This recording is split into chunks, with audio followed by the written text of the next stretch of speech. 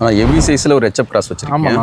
ரொம்ப பிரம்மாண்டமா இருக்கு. இதை பத்தி சொல்லுங்க. 6 புல்லு 2 நீத்தலாம். ஓகேண்ணா. ஹெச்எஃப்ல கிராஸ் பீடான மாடு, சொல்லி சுத்தமான மாடு. 30 லிட்டர் கரை வரும். 30 லிட்டர். நம்ம 27 லிட்டர் கேரண்டி கொடுக்கலாம். ஓகேண்ணா. மாடு டாப் குவாலிட்டியான மாடு, ஹெவி சைஸான மாடு தான். 2 மாடு 3 மாடு வச்சு கறக்கிறது, ஒரே மாடு வச்சு கறக்கலாம். ஓகே. நேரம் கடுதால கட்டுறதால சூப்பரா நச்சின்னு இருக்கலாம். குணமானத்தை பாருங்க, சூப்பரா இருக்கும், பிரம்மாண்டமா இருக்கும்.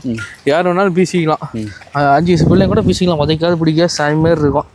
ரோஸ் காம்பு நல்லா பைப் மாதிரி காம்பு, நரம்பு தர பாருங்க, நல்லா பிரம்மாண்டமா இருக்கும். பை லூஸ் பாருங்கன்னு ஃபுல்லா இருக்கு.